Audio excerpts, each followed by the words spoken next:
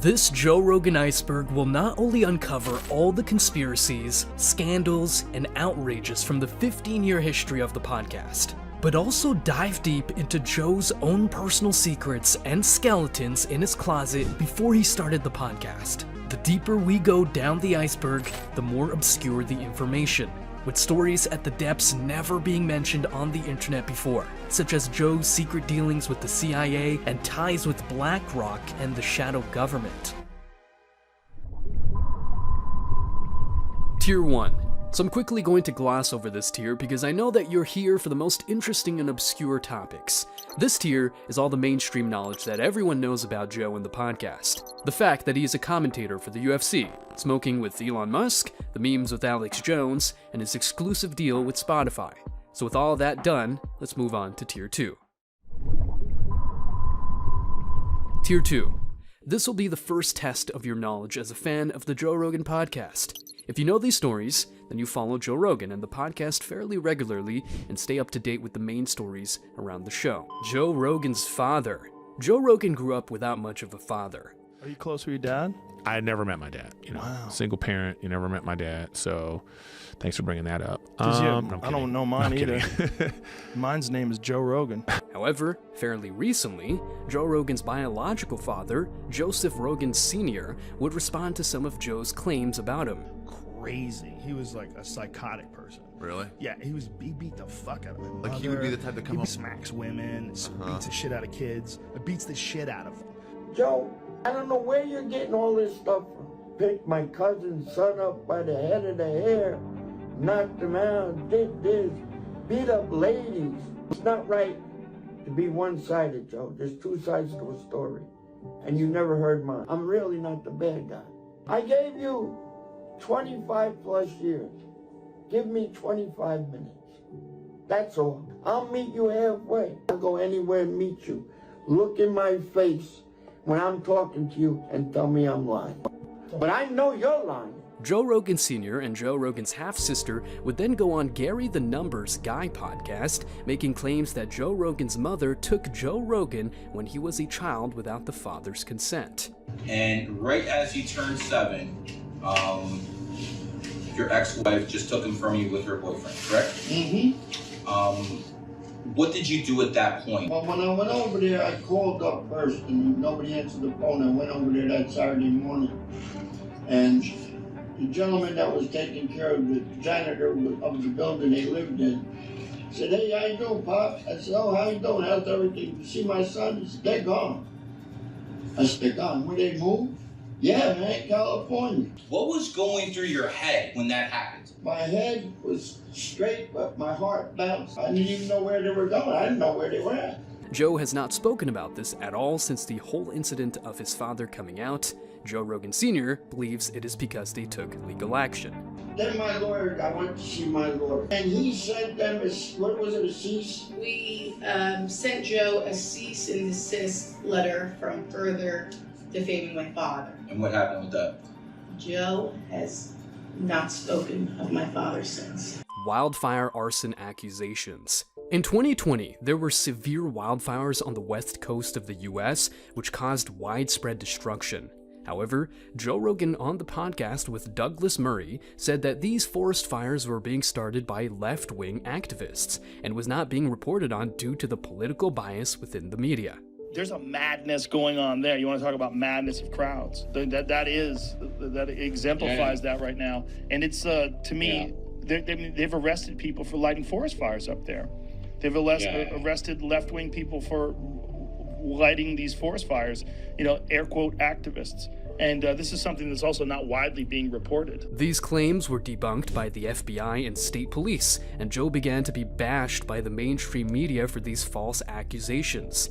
Joe would shortly after apologize for these accusations on his Instagram. Hello, everybody. I need to make an apology and a retraction. I said something on the podcast with Douglas Murray about people getting arrested for lighting fires, and I got duped. It's wrong. The Jack Dorsey podcast aged badly. This podcast has one of the worst dislike to like ratios on any Joe Rogan podcast. It was with Jack Dorsey, who at the time was the CEO of Twitter. This podcast was hated so much that Joe would shortly after have to come out and apologize for this episode. So we should talk about this, the Jack podcast, because everybody got so upset about it. And let's clear up a few things. First of all, the guy seems to be willing to talk about anything. It's not that I didn't want to talk to him about those things. It's just he was being, I wouldn't say he's evasive, but he was basically just saying what he knew based on the company policy. Following the podcast, Joe Rogan would later have Jack Dorsey on again 1 month later to address the issues from the first podcast. In this episode, Jack Dorsey was also joined by Twitter's global lead on legal policy, trust and safety, Vijaya Gadde, along with Tim Pool, who is an independent journalist. However, since this podcast in 2019, Vijaya Gadde was recently fired when Elon Musk took over Twitter. The reasons for this are clear to see, especially when you look back at this 2019 episode. For example, Gadde would say in this episode that Twitter is not left-leaning. Your platform restricts speech. Our platform promotes speech unless people violate our rules. And in a specific direction. In any direction. But Uncle, I don't want to say his name, the guy who calls for death gets a suspension, the guy who insinuates death gets a permanent ban. But Tim, you're misinterpreting what I'm saying, and I feel like you're doing it deliberately. It's not about one particular thing. It's about a pattern and practice of violating our rules. And you have a pattern and practice of banning only one faction of people. I don't agree with that. Recently published an article where they looked at 22 high-profile bannings from 2015 and found 21 of them were only on one side of the cultural debate. But I don't look at the political spectrum of people when I'm looking at their tweets. Right, you have a bias. I don't know who they are. You're biased, and you're targeting specific individuals because your rules support this perspective. No. However, ultimately in 2023, when the Twitter files were released, it became clear that Twitter was in fact actively shadow banning right-leaning members of Congress and protecting left-leaning politicians. There's way more to this story, but here's one example. Mr. Roth, Miss Gadde, did either of you approve the shadow banning of my account at Lauren Boebert? Yes or no? No, I did not. Not to the best of my recollection. Well, let me refresh your memory, because on March 12th, 2021, and Mr. Roth, I know you looked at it because Fascist Twitter 1.0 had a public interest exceptions policy, which means for members of Congress to be shadow banned, it had to go before you, Mr. Roth. So I'll ask again, did you shadow ban my account? Yes or no? Again, not to the best of my recollection. So the answer is, Mr. Roth, yes, you did. The replacement of Redban. Brian Redban has been on the podcast more than 50 times as a guest, ranking 7th for those with the most appearances on JRE. However, in the origin story of the Joe Rogan Experience, Brian Redban plays an important role as Joe actually hired Redban back in early 2009 to work as a producer for the podcast. Redban became slightly problematic. Redban at times would say things out of context, which would annoy Joe. For example, this clip where Redban brings up a random story about the Olive Garden. Hey, by the way, I'm so mad at people hating on restaurants that are like chain restaurants. Like I went to the Olive Garden last night and had the best meal ever. Another fucking impromptu Olive Garden reference. Here's what I have. That's so random. You're talking about this in your meeting, and he goes, and by the way. Good. It's all rice and raw, mushy fish. So we ate the same thing right now. Keep going. Right. What the fuck does this have to do with what we were talking about? So we start eating. Joe decided to slowly integrate Jamie in 2013, the show's current producer, into the role until the point where Redban was completely replaced by Jamie as producer. Joe has vitiligo. A more obscure fact about Joe Rogan is that he actually has vitiligo. This is an autoimmune disorder which causes the skin to lose color. Joe Rogan is open about his vitiligo, but he would also go on to say that his switching to the carnivore diet helped improve it a lot. Joe Rogan, playable character, UFC 3. In the 2018 UFC 3 game made by EA, there's actually an Easter egg that you can do when you use GSP and finish someone with a turning sidekick that actually unlocks Joe Rogan as a playable character that can be used in the game as a fighter. Here we go, we got Joe Rogan. Let's take a look at his stats. He's got Taekwondo and the Butcher. The Machine Story. This is one of the first viral moments to come out of the Joe Rogan podcast. It was from episode 95 in 2011 with Bert Kreischer with Redban also still as a producer. The story goes with Bert Kreischer going to Russia to learn the language, but this was in the 90s, so Bert says he had to play the Russian mob to allow him to go to Russia. Therefore, because him and his class had to pay the mob for protection, in return they got 2 young Russian mobsters who would live with him and his class. Bert and his class were told not to speak to these guys, but he decided that he must speak to these 2 mobsters, and so decides one night to go to their room. When the mobster answers the door and says something to Bert in Russian, Bert panics and replies in Russian, "I am the machine." The mobster starts laughing and brings Bert into the room where they were having a party. He makes Bert repeat to the whole party, "I am a machine," and everyone starts laughing. From there, the mobster and Bert become good friends and spent a lot of time together. Anyways, these mobsters introduce Bert to more mobsters who say that Bert is hilarious if you give him alcohol, and then the story gets crazy. I don't want to butcher the story and spoil it, so if you want to watch the full story, I will leave the animated version in the description. Bert Kreischer even released a full movie adaptation of the Machine story in 2023. Joe Rogan N-word controversy. In early 2022, Joe Rogan received a lot of backlash for a compilation of him using the N-word and other racial slurs. There's a clip from 11 years ago. I was telling a story on the podcast about how me and my friend Tommy and his girlfriend, we got really high. We were in Philadelphia and we went to go see Planet of the Apes. And we didn't know where we were going. We just got dropped off by a cab and we got dropped off in this all black neighborhood. And I was trying to make the story entertaining, and I said we got out and it was like we were in Africa. It's like we were in Planet of the Apes. I did not, nor would I ever say that black people are apes, but it sure fucking sounded like that. And I immediately afterwards said, that's a racist thing to say. I deleted that whole podcast, but obviously somebody made a clip out of it, and I wish there was more that I could say, but all of this is just me talking from the bottom of my heart. It makes me sick watching that video. This created a storm on the internet, with many calling for him to be cancelled. Joe did ultimately survive this cancellation attempt, and was backed by many, such as, at the time, UFC middleweight champion Israel Adesanya, which Joe said made him tear up. There's a lot of this game. There's a lot of snakes in this game. I've been in this fight game since 2008, and Joe Rogan is one of the nicest, coolest, humble motherfuckers I've had the pleasure of working with. Understand that. And you know, it's just noise, man. You know what they're trying to do. You can't control the man, and he's got the biggest platform in the world right now. So that's my name, Joe Rogan. Fuck the noise. Joe Rogan Studios. One of the most recognizable things about the JRE podcast is his studios. The first official studio would be used in 2011. This studio was only used somewhat consistently, but it seems to have been the studio used for the Death Squad podcast instead of being a studio exclusive for the JRE podcast. Then, in episode 289, released on the 26th of November 2012, we see the first appearance of the infamous brick wall, which would be Rogan's first proper official studio.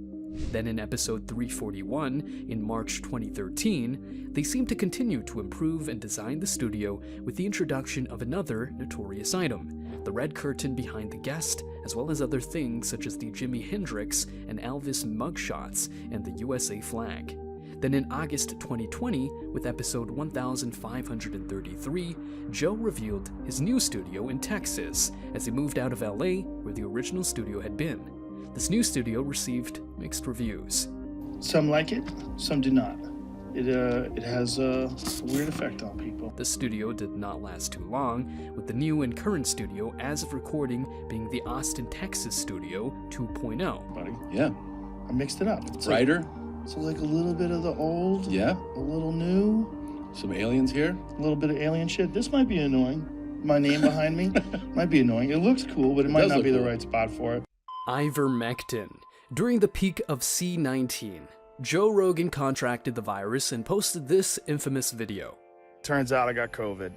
So we immediately threw the kitchen sink at it. All kinds of meds, monoclonal antibodies, ivermectin, Z-Pak, prednisone, everything. Now, CNN went on to say that ivermectin is a drug used to deworm horses. This created a huge scandal, with many of the massive news outlets jumping on the story, saying that Joe was promoting the use of horse dewormer to beat C19. One of those drugs he mentioned, ivermectin, is something more often used to deworm horses.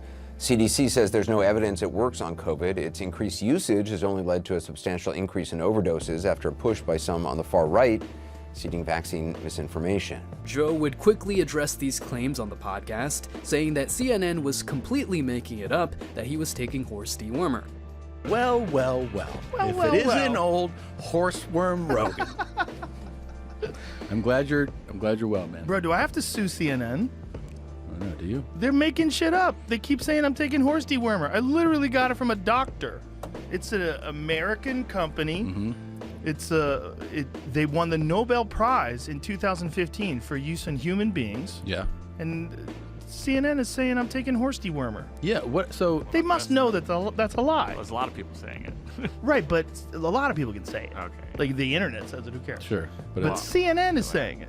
Joe Rogan would then have on the podcast Sanjay Gupta, the chief medical correspondent at CNN, and confront him on these lies that CNN made. By the way, I'm glad you're better. I'm Thank glad you. it only lasted a day. You're probably Really the only one at CNN that's glad. No. We're not. The rest of them are all lying about me taking horse medication. And we should talk about that. That bothered you. It should bother you too. They're lying at your network about people taking human drugs versus drugs from veterinary. Calling it a horse dewormer is not a flattering thing. I get that. It's a lie. It's a lie on a news network, and it's a lie that's it's not a mistake. Yeah. They're unfavorably framing it as veterinary medicine. CNN even put a yellow filter over Joe in order to make him look more sick when he got C19. Turns out I got COVID. Look, they put a So yellow we filter on immediately me threw too. the kitchen sink at it. All kinds of meds, monoclonal, You see the original video versus that? I look like shit there. Tier 3. Now we have arrived at Tier 3, the halfway point down the iceberg. This is where the information begins to become more obscure and darker. Mike Baker is Joe's CIA handler. This conspiracy theory is based on this Reddit post. If you are familiar with the Joe Rogan podcast, then you will know who Mike Baker is. He's been on the podcast as of recording 17 times, usually making an appearance around every 6 months. He is a former CIA covert operations officer and current CEO of Portman Square Group, a global intelligence agency. The theory goes that Mike Baker is actually still on the CIA payroll, that he is not retired, and that he instead is told by the CIA to go onto Joe Rogan podcast to sow disinformation and confusion among the population.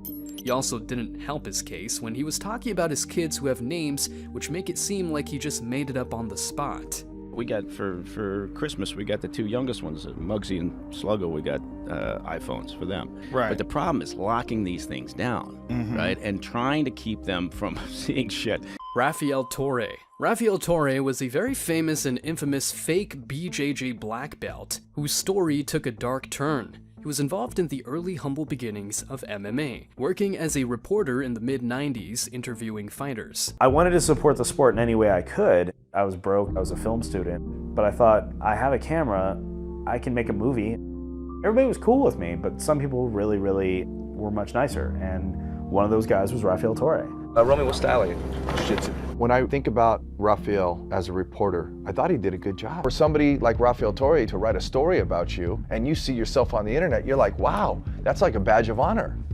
I would consider him one of the early guys in the sport that helped build the sport. He was from Brazil. His father specifically was from Brazil. Brazilian Jiu-Jitsu school started springing up. Brazilians came up here, started opening them up left and right. He knew a lot about jiu-jitsu, and he'd been training for a long time. I was 14-0 before I retired. However, the lies would first start to emerge when Torre would say he was coming out of retirement to settle a blood feud match with an old student. Was fighting one of his old students. It was a vendetta. And I went out there to film him, and I saw all the techniques he was doing, and I couldn't help but notice as he was doing them that they were sloppy. That's a generous way of saying it. The fight ended with Torre submitting his opponent. However, it was clear to all those who watched that the fight had actually been two very amateur fights and that Torre had just paid off his opponent. It was a fixed fight. So then I'm like, oh man, for this fight I want to be right up cage side. And I go up there and I look at it. Here we go, round one. Rafael Torre on the ground. kind of playing out in slow motion, like moving from one thing to another, and the guy not really putting up much of a fight. Rafael Torre, another big knee, Rafael Torre. Knee bar. Rafael Torre, he's got him in a knee bar, he's tapping, it's over. The leg isn't even fully extended, and Big Joe starts to tap. Call it rapid cognition, right? When you know right away. After that point, it came out he lied about everything. He was not from Brazil, he wasn't a black belt, and his name wasn't even Rafael. As a result, he was banished from the MMA community. But it turns out Joe also knew this guy and actually had a very small involvement in this story's dark turn. Yeah, he was an interesting character. He was a fake Brazilian Jiu-Jitsu black belt. My friend Eddie Bravo called him out. Wait a minute. Fake? Yeah, he was fake. He was a fake black belt. He was telling everybody he was a black belt. And then years later, the dude wound up murdering somebody. Oh, Yeah. What? Yeah. With jiu-jitsu? Yeah, he murdered the guy with jiu-jitsu. No, so he knew something. The guy. It was weird because I got semi-involved in it, in that the guy who wound up ratting him out to the cops was one of Eddie's students, and I was talking to the guy on the phone about it. I was like, "What's going on with that guy?" And then the cops called me afterwards and said, "Hey, we were tapping that guy's phone. We want to know what you know." He's a fake black belt. I told him the whole deal. And I had heard that he killed somebody, but I wasn't sure if it was true because the guy's so full of shit. Yeah. This is how full of shit this guy was. This guy had a friend drop him off in the woods because he said he was going to a Kumite karate contest, like a big karate competition, but it was no rules and it was secretive. So he dropped him off in the woods. Like, he had a duffel bag with him, rather, and it's like a duffel bag that's just big enough to fit a trophy in it. Yeah. Right? Like about this big. So he leaves, goes out into the woods. The guy comes back the next day. He's got a trophy, no duffel bag. So he brought a fucking trophy with him, and then he came out of the woods like, "Yeah, I won. I fucked everybody up," and like, so he thought this guy would tell everybody, that he beat everybody in this karate tournament. William Randolph Hearst. It is well known that Joe Rogan constantly talks about William Randolph Hearst, to the point it has become a meme. Oh, it all happened because of William Randolph Hearst. Yeah. You know the whole story behind it, No. right? You don't? Oh, goddamn, I've told it 1,000 times. And William Randolph Hearst. William Randolph Hearst? I think it was William Randolph Hearst. Yeah, it's a Hearst publication, man. William Randolph Hearst. William Randolph Hearst, who ran the fucking newspapers. William Randolph Hearst had boars up there. Well, it was a guy named William Randolph Hearst. Whether it's William Randolph Hearst, whether it's fucking William Randolph Hearst. William Randolph Hearst is the guy running the newspapers. He's got all these stories he's printing about Mexicans and black people raping white people. With that being said, if you don't know who William Randolph Hearst is, he built the nation's largest newspaper chain and media company, Hearst Communications, and his methods significantly influenced the industry. Joe Rogan censorship. Joe Rogan is seen as a champion of freedom of speech, often expressing his views that he is pro-freedom of speech and against most censorship. This is highlighted by Joe's willingness to have guests from all different backgrounds and political views, such as some extremely controversial guests like Alex Jones or Milo Yiannopoulos, to name a few. Despite this, since moving to Spotify for a reported $200 million, there have been a lot of rumors that Spotify are censoring Joe Rogan, such as they get the final say on his guests or tell him what topics he is not allowed to discuss. Some evidence for this is that there are actually 62 episodes that have not been moved over to the Spotify library and essentially removed from the internet since Joe Rogan's deal with Spotify. Joe has not really addressed this topic much, apart from his brief comments on the situation on the A Dude and a Bros podcast. Yeah, that's the criticism of me being on Spotify.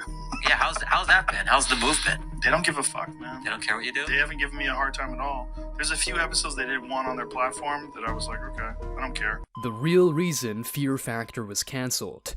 As I'm sure most of you are aware, Joe was a presenter for the show Fear Factor. There were 6 seasons of the show, but it was ultimately cancelled in May 2006, with the official reason being the steady drop-off in viewership.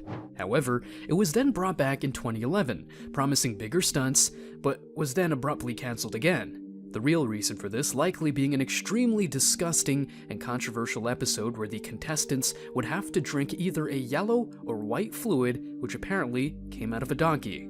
This episode was never aired in the US, and it is no surprise why. Go.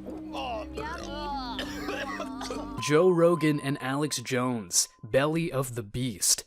This is a short one, but funny and interesting nonetheless. Back when Alex Jones and Joe Rogan both had hair around 13 years ago, they decided to get high in DC and run around in George Bush masks and made this video. Belly of the beast, belly of the beast, belly, Central Texas, belly of the beast. Who dares to travel into dark? Moon landing conspiracy. In the early beginnings of the podcast, Joe was a moon landing denier. Well, this is my take on it. I am not saying that I have any information that anybody else doesn't have. I'm not saying that I know that we didn't land on the moon. I'm not saying that I know that everyone's a liar. I'm not saying that it was a total hoax. All I'm saying is when I look at all of it, when I look at the photographic evidence, or I look at the fact that we haven't been back since 1972, when I look at the fact that no humans except the Apollo astronauts have ever gone through the Van Allen radiation belt, the fact that no one's even done a flyby around the moon since then, it seems weird to me. However, over time and as the podcast continued to grow, Joe would go on to change his stance and now believes that the moon landing is real. What made you make the switch from like being a moon landing denier to like That's a good question. Crazy if you don't. No, I don't think we're crazy. No, this is my take on it. And I've looked at a lot of very compelling documentaries that explain why they think it was hoaxed, and they'll show you some footage, and you can look at some of the footage, and it looks fake as fuck. There's some footage that to me looks really doctored. There's to this day. Yeah, to this day. I don't think that I know whether or not we went to the moon, but I'm telling you that if you wanted a juicy conspiracy to get excited about, I've looked into it's it, the man. best one to get excited about. They lost all the data. However, since Joe Rogan changed his views on the moon landing, it is speculated in the deep depths of Reddit that this is some evidence that the CIA got to him. Because as his influence grew, the CIA needed to control Joe and his conspiracy theories, and him changing his stance on the moon landing is evidence that the CIA did in fact get to him. I went to You dinner know with a that guy. moon landing denier? Oh yeah. I mean, used I to know be you know one. Alex Jones. I used to be a moon landing denier. I used to believe totally that we never went to the moon. Because there was a documentary that came on No. Fox.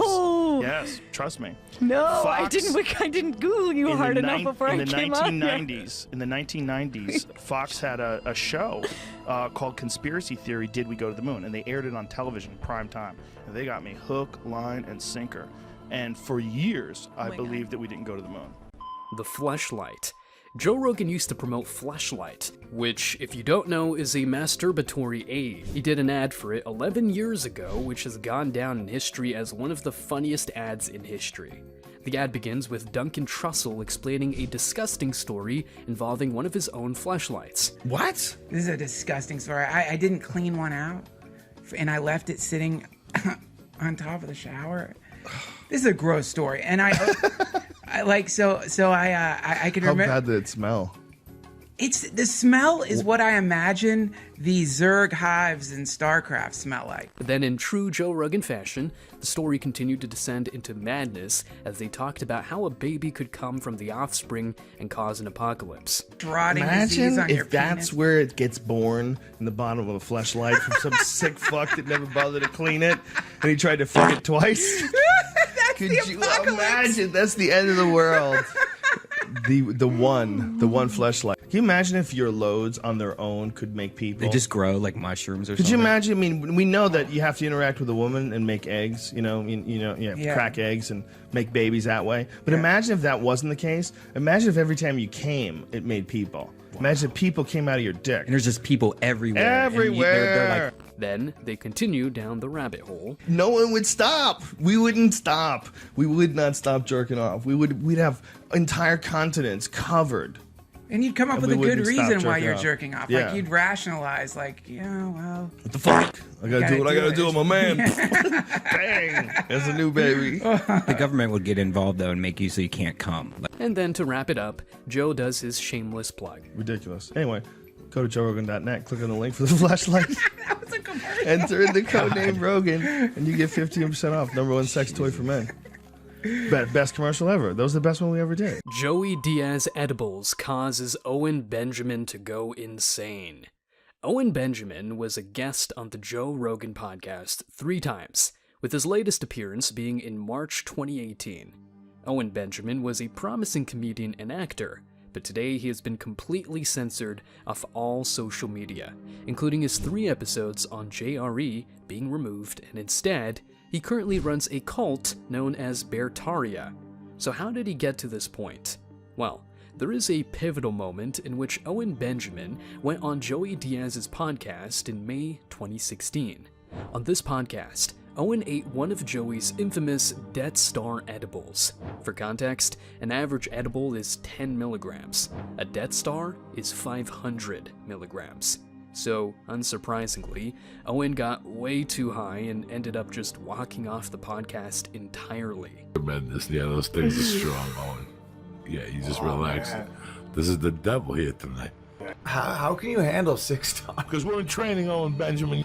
You want to take a walk? You all right? Yeah, I'm going to take a walk. Get some air right there. Get some air on the balcony. He abandoned shit. From this point on, Owen Benjamin would first start just going crazy on Twitter. He would get into long arguments and go on huge rants. This led to Joe staging an intervention, essentially with Owen Benjamin, on what would be his last appearance in the podcast in early 2018. I wanted to talk to you about social media. Okay. Because I love you. I love you too. I think you're a very good guy. I really do. But you are the worst representative of yourself on social media.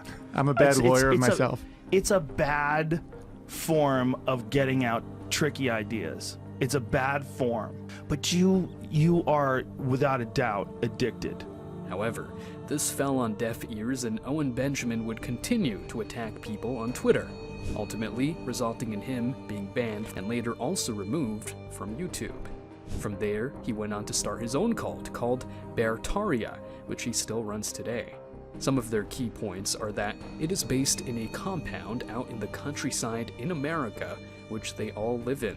They believe in flat Earth and are completely anti-government also.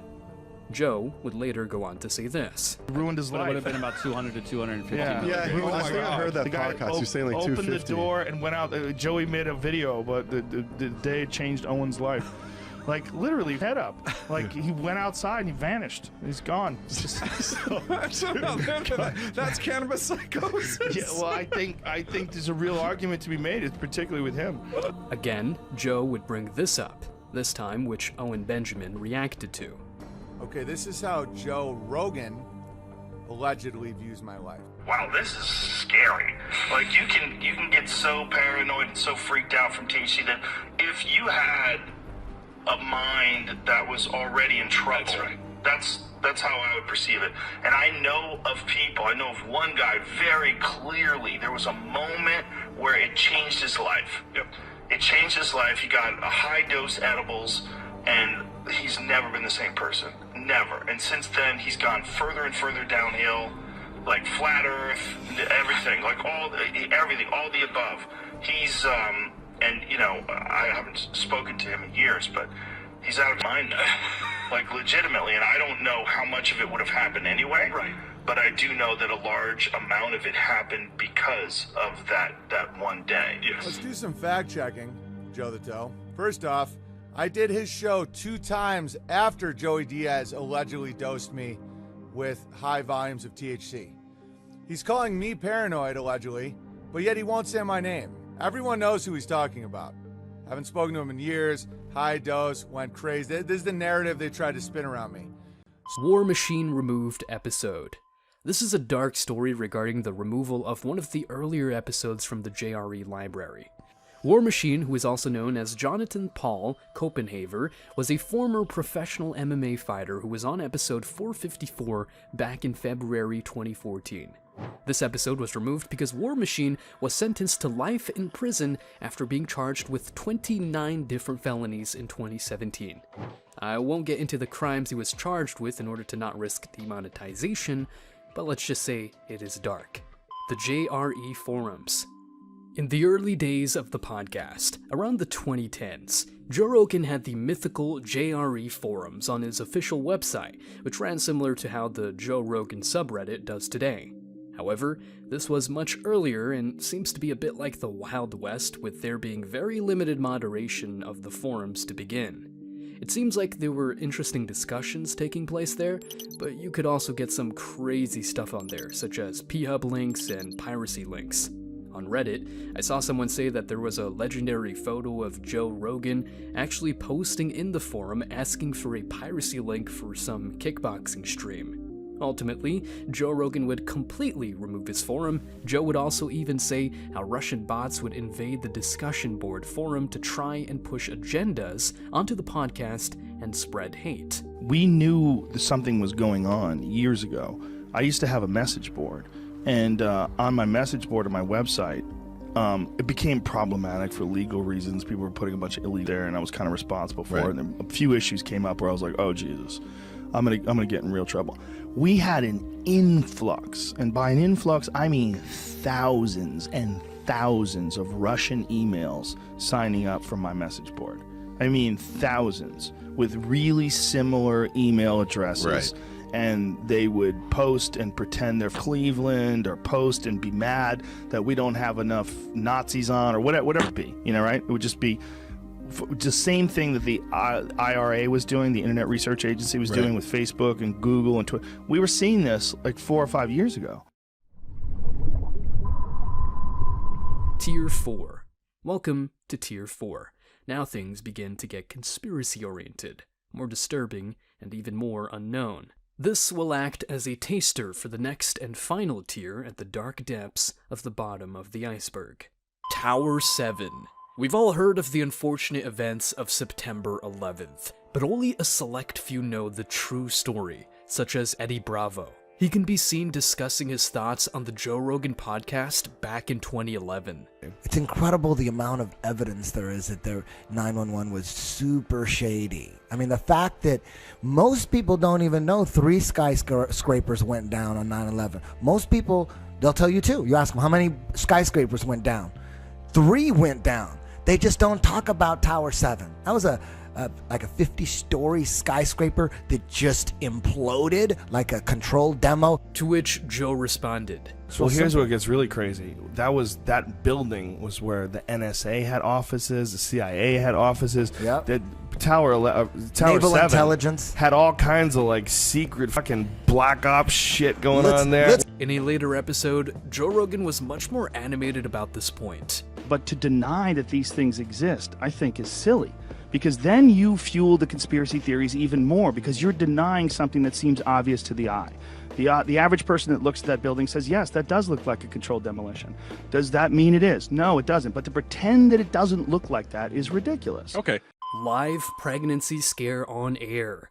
During an episode of the Howard Stern Show in 2003, a dancer who removes her clothes for a living, who goes by the stage name Crystal, admitted to having her first one-night stand with Joe Rogan 26 years ago in 1997. She would also go on to mention that this one-night stand got her pregnant. When did you meet Joe? It's at least 7 years ago, right? Yeah, about 6 years ago. 1997. He was my first one-night stand. You're kidding? No. No kidding? No. It wasn't really a one-night stand. It was like a trailer. It was a trailer. Where did you meet? When did you guys meet? By the way, you were Joe's 350th one-night stand. That's fine. I learned a lot. Where did you meet Joe? Comedy store. You learned a lot from him? Yeah. That's sweet. Actually, I'm here to. I'm going to thank you in the end, of course, but yeah. So what did you learn from Joe? Well, after that wonderful one-night stand, I got pregnant, and I. What? Yeah. What? And the thing about it is you have to understand. What? Joe, you knocked her out. Are you kidding? Did you know that? Okay, but see, you have to understand. For one, I'm not the type of person who's going to use something against somebody, and for me, it was kind of like. How old's your son or daughter? I never kept it. Thank you, Jesus. Wait a minute. Thank you, Jesus. Yeah. The Neil Young Conspiracy. The main source for this conspiracy comes from this Reddit post, and is about how artist Neil Young, who has nearly 4 million monthly listeners on Spotify, demanded Spotify remove his music from the platform in 2022, as he didn't want to be on the same platform as Joe Rogan, who was spreading vaccine misinformation on his podcast. The conspiracy started in 2020 when Blackstone, the largest alternative asset management company with over $1 trillion of assets under management, announced the appointment of their new senior advisor, Jeffrey B. Kindler, the former chairman and CEO of Pfizer. Then in 2021, Neil Young sold 50% of his catalog rights to Hipgnosis, a song management company. Blackstone and Hipgnosis formed a $1 billion partnership which gave Blackstone an ownership stake in Hipgnosis. Shortly after this partnership, Neil Young announced he wanted his music to be removed from Spotify due to Joe Rogan's vaccine misinformation. Now, who are the top shareholders for both Pfizer and Blackstone? Vanguard and BlackRock. Therefore, the conspiracy goes that Neil Young is just acting as a shill for BlackRock and Vanguard, who want to silence all criticism for the vaccine, which they profit from as they own Pfizer. Operation Northwood. Operation Northwood was a proposed false flag operation that called for CIA agents to stage and commit acts of terrorism against the American military and American citizens and blame it on Cuba to justify a war against them. Joe Rogan discussed this at length with Dave Smith. Explain that to people that don't know what you're talking about. Operation Northwood was this plan. It was during the Kennedy administration. So in the early 60s, JFK was president. I don't know, 62 maybe? And basically, they had this plan, which was signed off by the Joint Chiefs, to have a false flag attack to shoot down an American plane and blame it on the Cubans as a pretext for war, to go to war with Cuba. And John F. Kennedy heroically said no. Like, what are you guys, insane? Like, no. You imagine I'm not coming into doing office this. when you're president, you don't really know how they run things, and you get in there and the Joint Chiefs of Staff pushes that onto your desk. Yeah, they want to arm Cuban friendlies and attack Guantanamo Bay, and you're like, what? Yeah. Wait a minute. There's no real, like a fake war? You're making a fake war? Like you're faking an attack. And you're like, so, but how are we going to convince people that they actually killed people? You go, because we're actually going to kill people. And then we're going to blame it on the Cubans. Kill Americans? Joe Rogan was exposing the conspiracy back in 2010, and since then, he has continuously discussed Operation Northwood. Joe Rogan killed someone? There is an infamous clip of a young Joe Rogan knocking out some guy in a Taekwondo tournament. But what you might not know is that Joe might have killed that guy from the video. In a martial arts fight, I knocked this guy out. He never got up. And I started thinking that could be me. Because they took him away to the hospital. And I went back to talk to my instructor. And he wasn't there. It was in Anaheim, California. And I was living in Boston. We flew back to Boston after the tournament. And he said to me, I heard you had a really good knockout, with his thick Korean accent. And I said, yeah. I go, it was really scary because he never got up. I go, I thought he was dead. And he goes, sometimes they die. Jesus. And he just walked away. Joe Rogan's fishing trip. This is also taken from The Howard Stern Show in September 2000. It is another crazy story. We also only have the audio footage. I'll let Joe explain this story. Now, you actually have had almost a homosexual experience. I read some research on you. Never had it. When you were 12 years old. Well, it's not actually a homosexual experience, but I had a dude who tried to, When you were 12 years old, you were on a camping trip? No, I used to go fishing with my buddy Josh. Right. This was in when I lived in Boston. Right. And there was this pond we used to go fishing at, and there's this old dude who was like, in his 50s. Yeah. He used to always jog by. He used to hang out with us, be buddy with us, Right. Just stop by. Hey, you catching anything? And he was like, apparently did this for like a while. Like, we were there all the time. Right. See, this was like months and months of him hanging around. And right. We went to his house a couple of times. It was, we thought it was just a normal, nice guy. He used to be a school teacher. He was laid off. Yeah, that's foreplay. And then he showed up a couple of times drunk. Right. And he would just want to put his arm around you and get like weird with you. Right. And then one day, I'm fishing, and this is the one time I came by myself. Yeah. And he's like, I just want to tell you, I love you. You're a great guy. I love you. Right. You're 12 years old. Yeah, I was 12. And he's I'm drunk. like, yeah, man. I think I really like you too. I don't think I said. I probably couldn't have said love you. And he says, but without sex, there can be no real love. Oh. And I went, what? And I just panicked. I had a knife on me, luckily. Right. And you I took out told your him knife? I would stab him. I had it in my hand, but I didn't, open it up. And I told him, get away from me. Get away from me, I'll kill you. It's like, you just... Yeah. I was 12. I mean, you could have killed Was he a good kisser, at least? I never got that close. Yeah, man. right. So you took out your knife and the guy ran away? No, he just said, I didn't think you were going to take it this way. And, Is that what he said? Yeah, he said, you shouldn't. You seem kind of gay. I thought I'd... Carlos Mencia.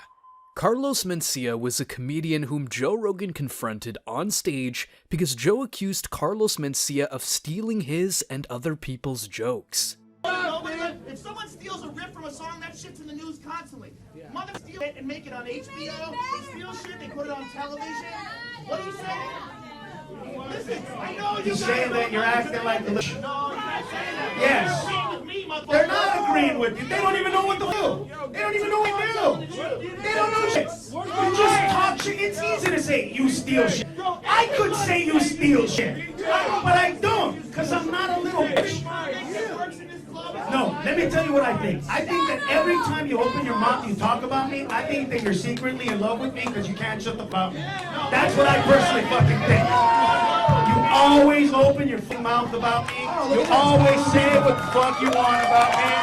You never shut the... Joe would later reflect on this moment on the podcast. It was when he was way more popular than me. Especially as a comic, and the Comedy Store took his side, and I was like, all right, fuck you guys, and I took off. It wasn't really the Comedy Store either. It was this one guy who was the manager, because Mitzi, actually, I called Mitzi and gave her the whole rundown of what was going on. I told her, and she's like, why don't you just stay away from him?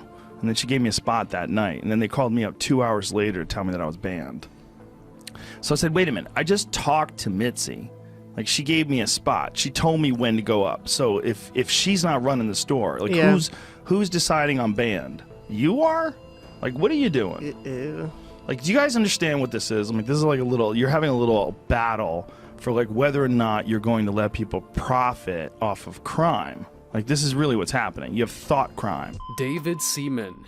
David Seaman is the guest with the most removed episodes from Spotify.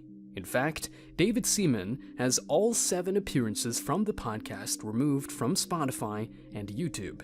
His first episode was on August 2012, and his last appearance was in December 2014. David Seaman was a journalist who was also running for a position in the US government when he first went on the podcast and came across as intelligent to many.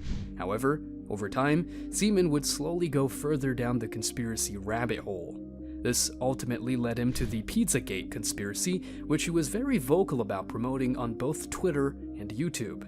This was a conspiracy theory that emerged during the 2016 political election that a pizzeria in Washington, D.C. was the center of a trafficking ring involving high-ranking officials, especially members of the Democratic Party. This online theory ultimately led to an armed individual firing shots inside the pizzeria, but found no evidence of criminal activity.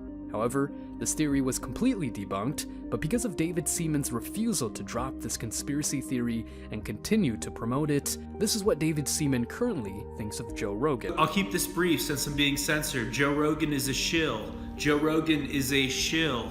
Joe Rogan is a shill. Hopefully at least one of those got out into the live stream. Joe Rogan is a shill.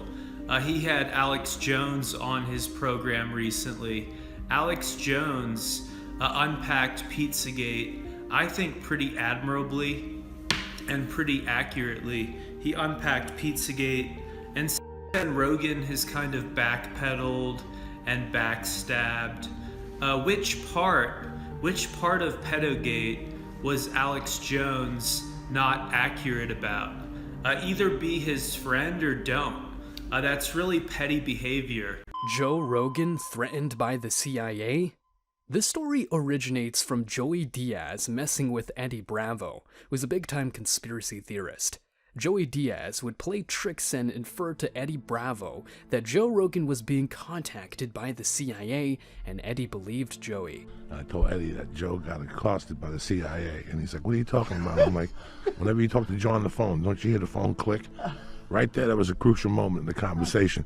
Because if he says no, I don't have him. But if he says yes, I got this motherfucker. And he says yes. Everybody's phone clicks. We all got cell phones.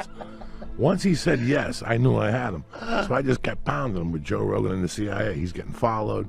When you go do the podcast, look at the pole, there's a camera up there. Oh my God. You know, then I got the guy from my block with the cop car to come to the store. I gave him a yardstick and I told him to sit by the store. One night that Eddie and Joe were there, and I called Eddie out.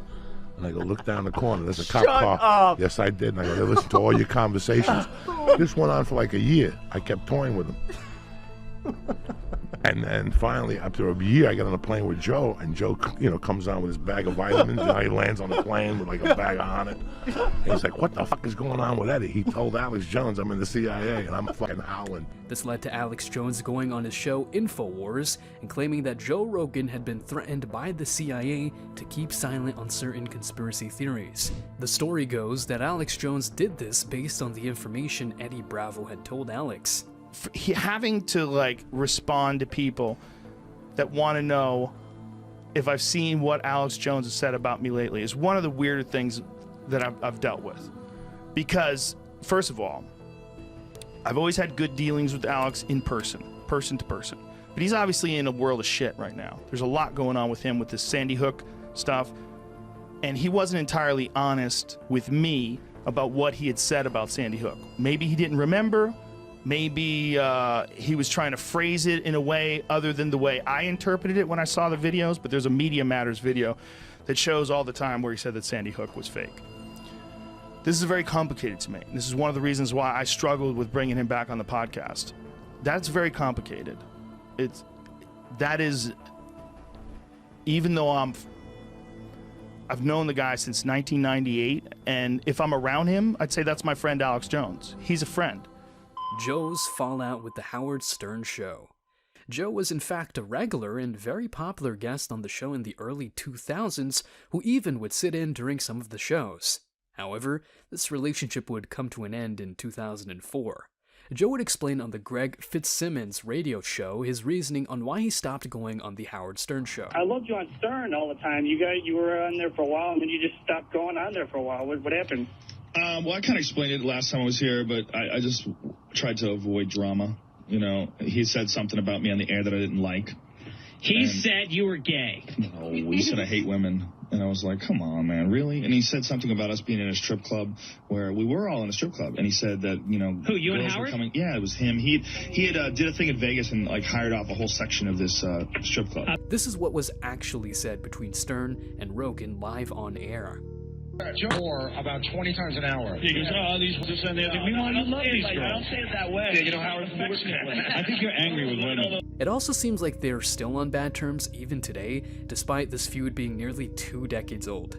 Joe did recently mention Stern one more time, saying that he used to be the man, but has now gone woke.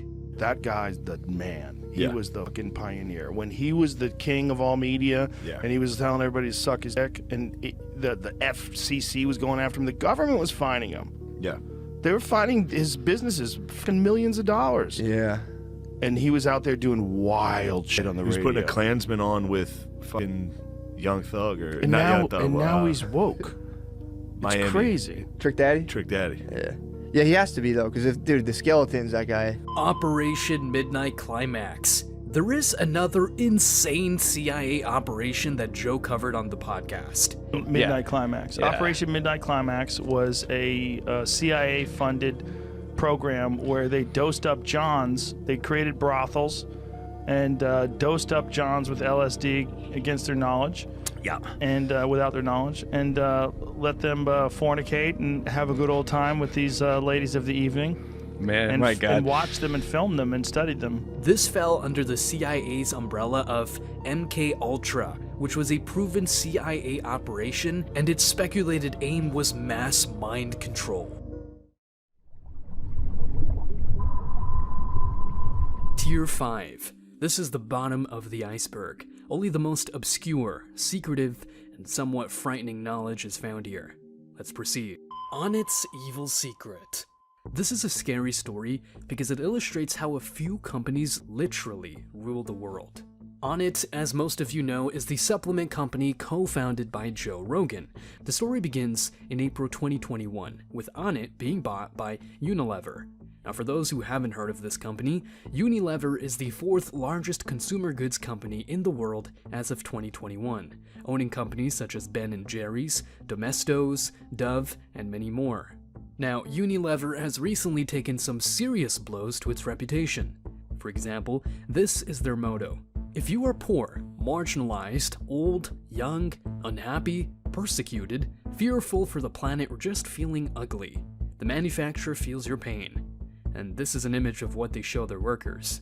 Here you can see it reads, difference between feminine culture is that conflict is solved through negotiation, whereas masculine culture, conflict is solved through force, as an example.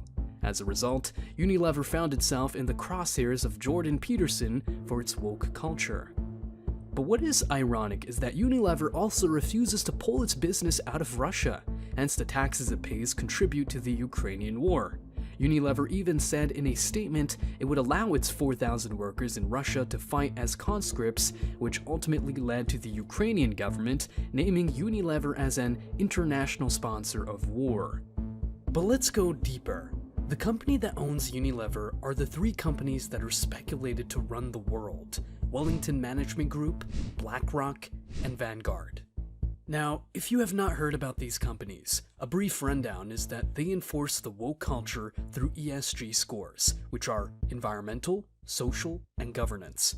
If your company doesn't agree with the super woke culture, you will receive a low ESG, and consequently, these huge asset management companies will not invest in your business, which could be devastating. Moreover, Wellington Management Group, BlackRock, and Vanguard also are the main shareholders in the big pharma companies and US military weapons companies, making massive profits off C-19 and wars such as the one in Ukraine or Iraq. I recommend you look into these 3 companies as they have a huge influence around the world. But going full circle, following the list of shareholders, it shows us that these huge, potentially evil companies have a say even in Joe Rogan's own company. You can use this information and run with it from a conspiracy theory point of view. For example, Onnit sells holistic products and unconventional medicines, but is linked through ownership with Big Pharma. Moreover, Joe Rogan himself is a symbol of anti-woke and freedom of speech, yet his company is owned by the colossal powers that enforce the woke agenda around the world. It is not a good look. The Ted Nugent Conspiracy. Ted Nugent is a famous American musician and political activist who has been on the JRE podcast 2 times. The man also has some serious allegations around his name, which include: the musician Courtney Love claims she did this with Ted Nugent. One of the first times you gave was with Ted Nugent. You went backstage, you claim. And he hates me, and he can't remember it. And you gave him all... Yeah, I was in my peer group, and they were groupies, and... And you did it. You did that for Ted Nugent. How old were you? 16 or something? 12? Yeah. I don't want to talk about it. Be honest, how old were you? I don't want kids to know how old I was. But I think that's important so that we understand. No, I don't think that anybody needs to know the age back then in the, how old were 50s. You? No, how old were you when you gave Ted Nugent the set? Young. 12? I didn't have breasts yet. You're kidding. No. Oh, that's sick. It's sick. How old were you? The 11? one he said before. No, the one he said. 12 and a half. You were 12 and a half? Yeah, but I mean, like that, I had a disgusting, I was in juvenile hall. He would make a song that included the lyrics, "Well, I don't care if you're just 13, you look too good to be true. I just know that you're probably clean." We won't play the song for copyright, but if you want to listen to it, the song is called Jailbait by Ted Nugent. Moreover, when Ted was 30 years old, he would also enter into a relationship with a girl who was 17 years old. The allegations then go that Ted signed legal documents along with the girl's parents for Ted to be her legal guardian to avoid the repercussions from the law. These are all allegations, to be clear, which Ted firmly denies. An ex-girlfriend who claimed that I adopted her. I adopted my girlfriend? Have you read that one? I did read that one. I forgot about it. What the fuck? So this kind of stuff. Yeah, that was like you adopted her so you could take her on tour with you? No, so I could for her. That's what the story was. But that's absolutely I don't think that's how it absurd. works. That's not. I don't think it makes it easier to fuck them once you adopt them. I didn't adopt anybody. Christ. I never shit my pants since I was, I think, 8 months old. I've never been with an underage girl since I was underage. One of the common lies about you is that you somehow violated a young Courtney Love. I'd like you to tell the Ted Nugent. This is disturbing, right? Because I know where you fall on this issue. It's a disturbing allegation. Well, Is there any truth to it? I've never met Courtney Love. She was on the Howard Stern show and claimed that there was a sexual relationship, not unlike Monica and Bill. I've never met Courtney Love. Why? Well, we all know why she would lie like that, because she's been so stoned and so brain dead for so long. Oh, wait, let me stop you. Wait. You've never met her? I've never met her. I have proof that I didn't have any relationship with Courtney Love because I have both of my arms and I've never had rabies. The point being is that she's a horrible human being. So the conspiracy theory goes that because Louis Theroux brought up the topic of Ted Nugent and these allegations, that is the reason why his episode on the JRE podcast was removed. I worked on a show called TV Nation, and one of the early segments was with Ted Nugent. I've always had a sort of fascination with the far right. Yeah, he's a very fascinating guy on the far right because there's been so much bizarre shit in his past. You know, like he adopted some 17-year-old girl, or took legal custody of her so he could have sex with her. Is that right? Yeah, his parents allowed it. Her parents. I didn't know that. Yeah. It said in a recent New York Times story that he had admitted to having, I guess, unlawful sexual relations with underage girl or girls. Does that ring a bell? Yeah, there was something Courtney Love said that she gave him a bum when she was 12. Really? Yeah. Trevor Moore. Trevor Moore was a comedian who was on the JRE podcast and importantly was known for making fun of and exposing things such as Freemasons, Skull and Bones, US presidents, 9/11, and was very much an anti-establishment figure. Now on the podcast, this is mentioned. You slipped and fell off your roof and broke your neck? That would be a sad funeral. This stupid fuck. This seems harmless. However, what makes this scary is that a few years later, Trevor Moore did in fact die in this exact way. He fell from the upstairs balcony in his home and hit his head. Moreover, alcohol was revealed to be a factor, but no other drugs were in his system at the time, according to toxicology reports. Therefore, this might not have been a harmless joke from Joe Rogan, but instead a warning or even a threat? That if Trevor Moore did not back off from exposing the evil in society, he would be killed. And unfortunately, he was killed. Tim Kennedy's war crimes. So Tim Kennedy is an ex-UFC fighter and special forces operator. He's been on the JRE podcast 5 times. Now, he is an intense guy as you might expect from his life experiences. For example, he is an advocate for waterboarding. That are saying what something is, but they don't know what that is. Man, I know what torture is. I've seen it in Africa. I've seen it in South America. I've seen it in the Middle East. I've seen it on I'm pushing 20 trips overseas in a military capacity. A handful of combat deployments, from looking for poachers, human traffickers, drug cartel, counter piracy, the things that I have done. Like, you want to talk about knowing intimately what torture is? I fucking know what torture is. Pouring water on somebody's face is not torture. He also choked out Steve-O live on stage.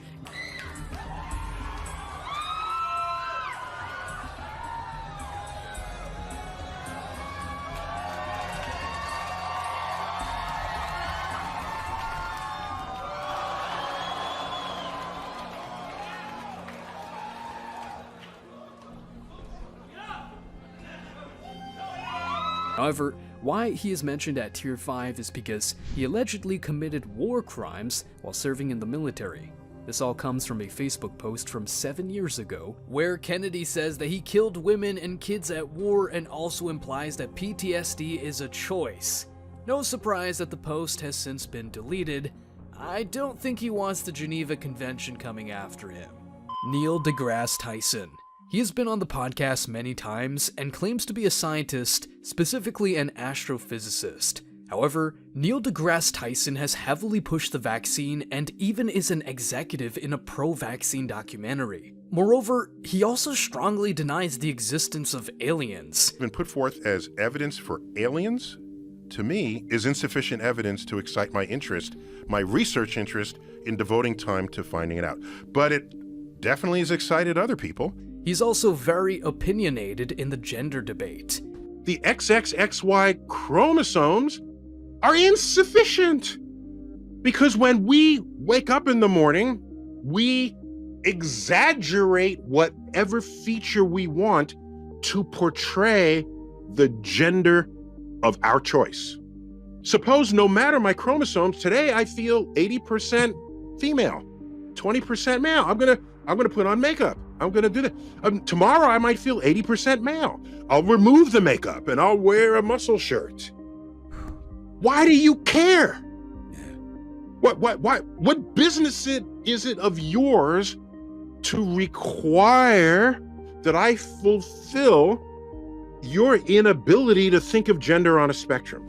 Neil deGrasse Tyson is someone who portrays science to the public, yet his being so opinionated on issues such as vaccines and gender, which is outside his field of work, is seen as him pushing government agendas, using his title as a scientist to influence the masses, and therefore is labeled as a government shill.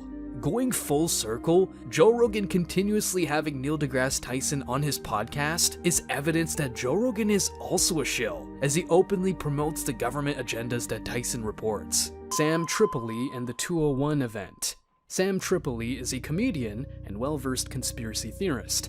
He recently went on the Joe Rogan podcast in August 2022 for episode 1852. Sam, during the podcast, began to talk about the 201 event. Totally matched up to what happened.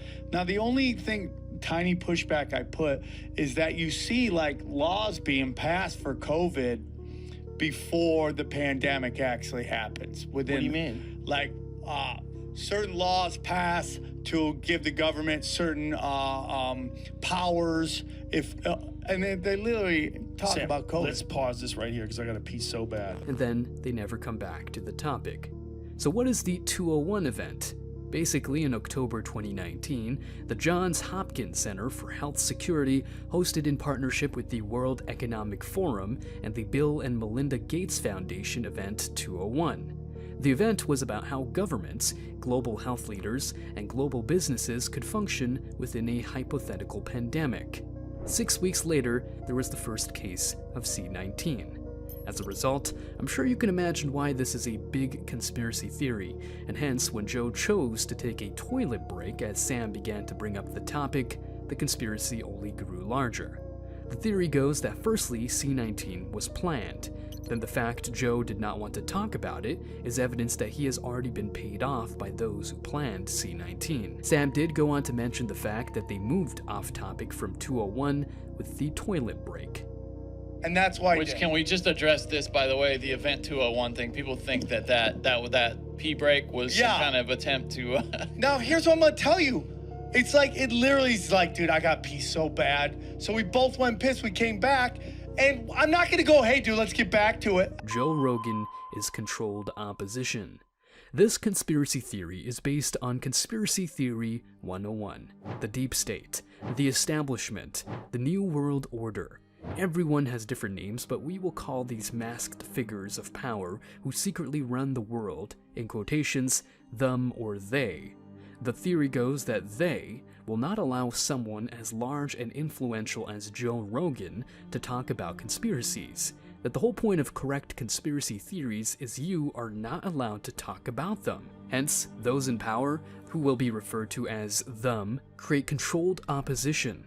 These are people like Joe Rogan or Alex Jones who gain popularity for talking about these conspiracy theories, but instead, it is all just one big controlled narrative. For example, Alex Jones, Joe Rogan, and Bill Hicks, who, if you don't know, was a comedian who covered hard-hitting controversial topics on things such as the war on drugs and being anti-establishment, all came from the same production company, Sacred Cow Productions. because these three huge anti-establishment / conspiracy theory figures all come from the same production company could be a coincidence, or it could be a government breeding for controlled opposition.